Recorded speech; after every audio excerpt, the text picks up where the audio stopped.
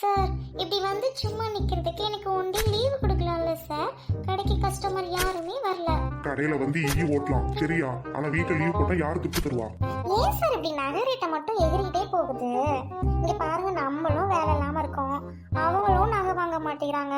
இப்படி கடையில ஈ தான் ஓட்டிட்டு இருக்கோம். அதுக்கு பேசாம ரேட்டை குறைச்சா எல்லாரும் வாங்குவாங்கல்ல சார்.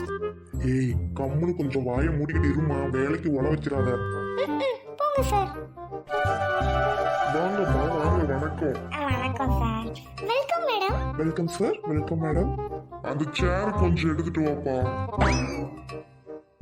மேடம் ப்ளீஸ் உட்காருங்க. ஏமா ஒரு கிராம்ல மூக்குத்தி எடுத்து காட்டு. சார் பெரிய கஸ்டமர் போல. ஏங்க பாத்தீங்களா, ஒரு கிராம் வாங்க வந்தோடனே சிரிக்கிறாங்க அவங்க. வெயிட் பண்ணுங்க மேடம். ஏங்க என்னது மூக்குத்தி எடுத்து காட்ட சொன்னா சேர்லாம் எடுத்து போட்டுட்டு இருக்காங்க. ஏங்க அதான் ஏற்கனவே சேர் எடுத்து போட்டீங்கல்ல, மூக்குத்தி எடுத்து காட்டுங்களேன். எத்தனை தடவை கேட்கறது நானு? ஹலோ மேடம், அது உங்களுக்கு இல்ல, ரெகுலர் கஸ்டமர் வருவாங்க உங்களுக்கு. மேடம் ஒரு கிராம் மூக்குத்தி கொஞ்சம் நீங்க வெயிட் பண்ணுங்க, அங்க எடுத்துட்டு வந்துட்டு இருக்காங்க. ஏங்க பாத்தீங்களா, ரொம்ப இலக்காரமா நினைக்கிறாங்க. ஒரு கிராம் வாங்க வரவும் நம்மள வந்து வெயிட் பண்ண சொல்றாங்க பாருங்க. ஏ வெயிட் பண்ணலாம் இருடி. என்னமோ சொல்றீங்க. Madam welcome madam. Thank you madam. Good morning. Welcome madam. வாங்க வாங்க மேடம். Thank you so much. புது கலெக்ஷன்ஸ் நான் எடுத்து மேல வைங்க. ஏங்க கண்ணு முட்டையாட்டம் மாறிடுச்சு, உருண்டுகிட்டு வந்து கீழே விழுந்துற போது. இங்கிட்டு கொஞ்சம் திரும்புங்க. ஏ அது இல்லடி, யாருன்னு பார்த்தேன்டி. கொஞ்சம் மூக்குத்தி எடுத்து கொடுத்தீங்கன்னா நாங்க பார்த்துட்டு போயிருவோம். என்ன ரொம்ப நேரம் நிக்க வச்சிட்டு இருக்கீங்க? Madam sorry madam, regular customer வந்திருக்காங்க, நாங்க அவங்கள தான் கவனிப்போம். நீங்க கொஞ்சம் வெயிட் பண்ணுங்க, இல்லைன்னா வெளியே போங்க. ஏங்க என்னங்க முழிச்சுட்டு இருக்கீங்க, பல்ல கட்டிட்டு இருக்கீங்க? அப்ப வெயிட் பண்ணி இல்லைன்னா வெளியே போன்னு சொல்றேன். உங்களுக்கு உரைக்கலையா? வாங்க போலாம். ஏய் ஒரு கிராம் மூக்குத்தி வாங்க எங்க போனாலும் இப்படிதான் ட்ரீட் பண்ணுவாங்க, கொஞ்சம் கம்முனு இரு.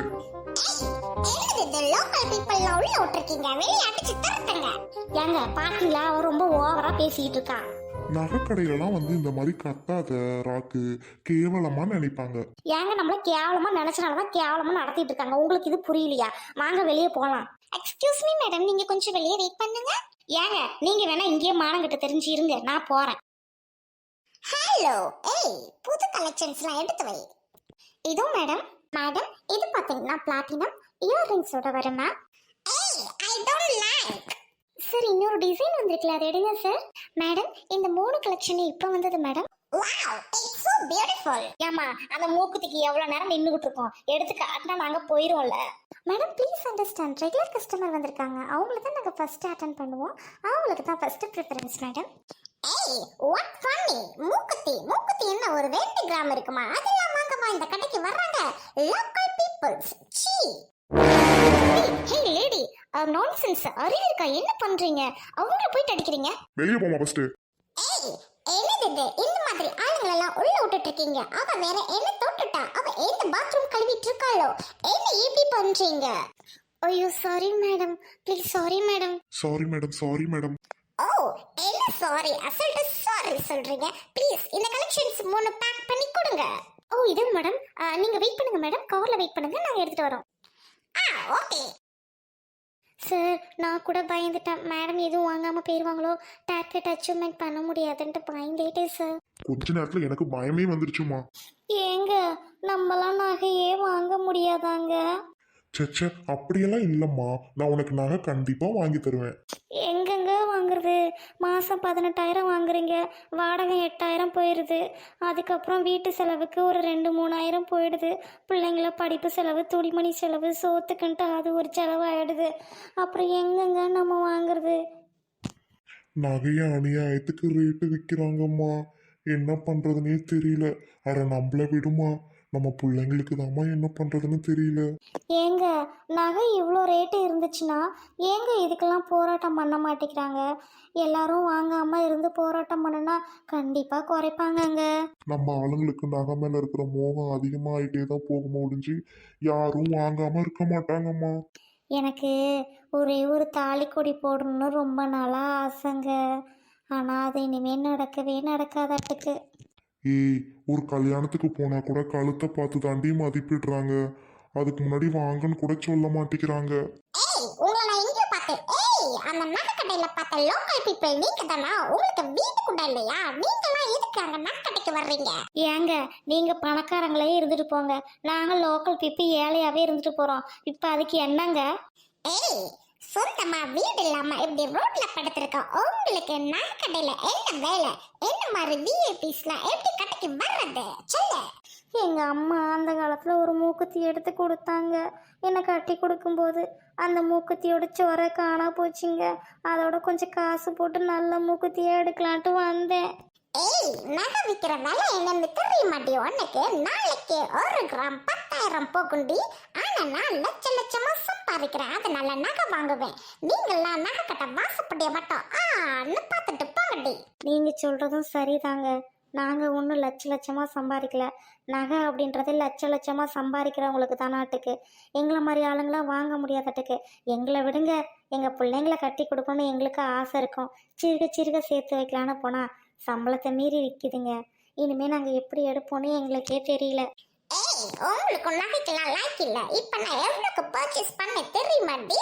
நான் ஒரு 2 கோடிக்கு பர்ச்சேஸ் பண்ணிருக்கேன் தெரியுமா? சிப்போ, உங்கள்ட்டலாம் பேசக்கூட எனக்கு நேரம் இல்ல. ஏய், இன்னொன்னு தெரியுமா? சொசைட்டில நகை போட்டா தாண்டி மதிப்பாங்க. நான் கெத்தா சுத்துவேன் தெரியுமா? ஏய், உனக்கு ஒண்ணு தெரியுமா? இந்த சொசைட்டில நகை போட்டுட்டு சுத்தினா தாண்டி கெத்தா இருக்கும். இங்க பாருங்க, நீங்க வேணா நகை போட்டுட்டு சுத்திட்டு கெத்தா இருங்க. ஆனா உங்களால ஒரு நிமிஷம் கூட நிம்மதியா சுத்த முடியாது. ஏய், நிம்மதி, அநியாயம், அக்கிரமம் இதெல்லாம் பேசிக்கிட்டே இருந்தா கடைசி வரைக்கும் நீ பிச்சைக்காரைய தாண்டி இருப்ப. சீப்போடி. ஏங்க, நாங்க கெத்தா சுத்தாம வேணா இருக்கலாம், ஆனா நாங்க நிம்மதியா இருக்கோம் சரிங்களா? உங்களை மாதிரி ஐயோ கோடி கணக்கெல்லாம் வாங்கியிருக்கோம், எங்கேயாவது தொலைச்சிருவோமோ, யாராவது தூக்கிடுவாங்களோ அப்படின்ற நிம்மதி கெட்ட வாழ்க்கை எங்களுக்கு தேவையில்ல. போங்க ஃபர்ஸ்ட் நீங்க. ஏய், நகை வாங்க வக்கில்லாட்டியோ எவ்வளவு பேச்சு பேசுறா பாரு. சீப்போடி. ஏய், ஹலோ, என்னோட காரை கொஞ்சம் தள்ளுறீங்களா? ஸ்டார்ட் ஆகல. நான் சொன்னேன்ல, இவதான் நகைக்கடையில இருந்து வெளியில வந்தா. இப்ப இவளை கொன்னுட்டு காரையும் நகையும் தூக்கிட்டு போயிடலாம். என்ன? ஓகேடா மச்சான், தயாரு. ஏய், என்ன யோசிக்கிறீங்க? கூட 10 ரூபா போட்டு தர்றேன், என் காரை தள்ளுங்கடா. Okay madam. ஏய், என்னது இது? ஐயோ! ஏய், ஓடுற மச்சான். ஐயோ! ஏங்க, ஆம்புலன்ஸ் மாதிரி ஃபோன் பண்ணுங்க. என்னங்க பார்த்துட்டு நிக்கிறீங்க?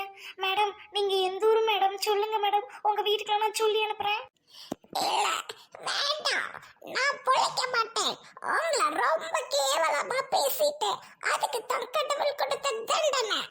இல்ல, அது மட்டும் இல்ல, நகை விலை அதிகமாகிட்டே போனா இப்படிதான் கொலை நடக்கும். ஏன்னா சாமானிய மக்களால நகை வாங்க முடியாதுல்ல. அதனாலதான் இந்த மாதிரி யாராவது வாங்கினா திருடிக்கிட்டு போறதுக்கு குத்தி கொன்னுடுறாங்க. ஆமா மேடம், நீங்க சொல்றதும் சரிதான். ஆமா மேடம், எல்லாராலையும் என்னைக்கு நகை வாங்குற அளவுக்கு நகை ரேட்டு குறையுதோ அன்னைக்கு தான் இந்த மாதிரி திருட்டு கொலை நடக்காது. ஐயோ மேடம், மேடம், ஐயோ முடிஞ்சிருச்சுங்க. ஏங்க, இந்த நகை பார்த்தீங்களா, ஒரு உயிர் போகிறதுக்கு காரணமாயிடுச்சு. எதனாலங்க போகுது உயிர்? இந்த மாதிரி நகை ரேட்டு அதிகமாகுதுங்க. மேடம், ஒரு நிமிஷம், இந்த கொலை எப்படி நடந்துச்சு? இந்த கொலை எப்படி நடந்துச்சு அப்படின்னா, தங்க ரேட்டு அதிகமாக விற்குதுங்க மேடம். அதனால் மட்டும்தான் இந்த கொலை நடந்துச்சு தெரியுங்களா? கோல்டு ரேட்டுக்கும் கொலை நடந்ததுக்கும் என்னங்க சம்மந்தம்? சம்மந்தம் இருக்கு மேடம். நகையோட ரேட்டு அதிகப்படுத்தி வச்சிருக்கீங்க. ஒரு கம்பெனியில் பசங்களுக்கு 20,000 இல்லைன்னா 18,000 தான் சம்பளம் தராங்க. அதை வச்சு அவனுங்களால நகை வாங்க முடியுமா? அக்கா தங்கச்சியை கட்டி கொடுக்க முடியுமா?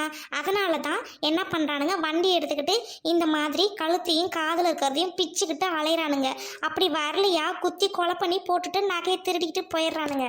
நகை எல்லாரும் வாங்குற மாதிரி ரேட்டில் இருந்துச்சுன்னா யாருமே இப்படி திருட மாட்டாங்க, கொலை பண்ண மாட்டாங்க. அவனுங்களும் வாங்கிட்டு சந்தோஷமாக இருப்பானுங்களே. இப்படி யாருமே வாங்க முடியாத ஒசரத்தில் இருந்தால் இப்படி கொலை தான் நடக்கும், எல்லா வெங்காயமும் நடக்கும், நாடு நாசமாக தான் போகும். இப்போ அநியாயமாக ஒரு உயிர் போனதுக்கு காரணம் இந்த ஆசை தான், இந்த பேராசை தான். நகையை குறைச்சி தான் விற்று தொலைங்களேன், எல்லாரும் வாங்கிட்டு சந்தோஷமாக இருப்பாங்க. ஏன் இப்படி இளைஞர்கள் அடுத்தவங்களோட நகையை மேலே ஆசைப்பட போகிறானுங்க? அவனுங்க வாங்குற 18,000 சம்பளத்தில் எப்படி அவனுங்களால நகை வாங்க முடியும்? ஒன்று கம்பெனியில் 40,000 சம்பளம் 50,000 சம்பளம் கொடுங்க எடுத்தோனையும் சரியா, 50,000 70,000 பீஸ் மட்டும் வாங்கி படிச்சுக்கிட்டு வந்துடுறானுங்க. இங்கே 18,000 சம்பளத்துக்கு வேலை பார்க்குறானுங்க. அப்புறம் அவங்களால நகை வாங்க முடியல. இப்படி தான் கொலை பண்ணிட்டு அப்பாவி மக்கள் நகையை பிச்சுட்டு போகிறானுங்க. இதுதான் இப்படி தான் நடக்குது காலங்காலமாக. ஓகே மேடம், நீங்கள் சொல்கிறது சிந்திக்க வேண்டிய விஷயம் தான் madam. Okay, thanks for reporting madam.